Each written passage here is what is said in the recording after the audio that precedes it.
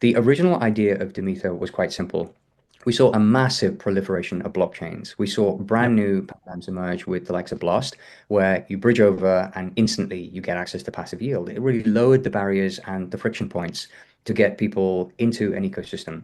And something that really resonated with me coming from TradFi, because the idea of being paid to wait, so Mm. booking a Hmm. dividend while you're waiting for the share price performance to pick up and hit your price target is gold. Like that's something Yep. that everyone wants in the portfolio. So I think it kind of instinctively appeals to human instincts. We thought we could broaden that with an entire infrastructure layer. So Demether was you would take ETH from very large TVL chains such as Ethereum, Arbitrum, Hmm. and now Base, and export that into nascent ecosystems that are in desperate need of TVL to prime the Yep. pump. Because in any new blockchain ecosystem, you need users' capital and dApps to drive it. dApps are really hard to come by. You need broad-based ecosystem support, a big team, attending conferences, BD, etc. Yep. With capital, it's a lot more fluid and it's mercenary. So if we can hook the capital, we think we can bring the users and lock them in for the long term. Mm. When you mint a yield-bearing token via Demether, you mint it directly into the target blockchain.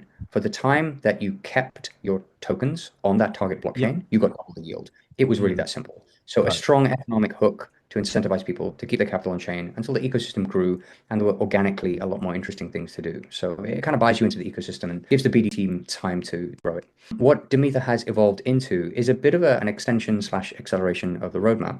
Why are we ultimately doing this? It was based on the idea that we wanted to lower the frictions for retail and less sophisticated investors to get access to that yield. Mm. Yield became a huge phenomenon, partly because interest rates were so high. So it was a natural expression of TradFi bleeding over into expectations in crypto. Hey, I get like 4.5% doing Yep. absolutely nothing in my Bank of America account. Why shouldn't I expect something like that on chain? So it made a tremendous amount of sense for newcomers to chain and also people who are holding onto capital. Well, how can you express that in the age of AI? And the number one thought that we had in all of this is automation. That would Hmm. free up so much mental space because you can not only optimize your position by doing that, you can also mitigate a tremendous amount of risk without having to wake up at 2 a.m. and sweating as to Yep. what's happening in various positions.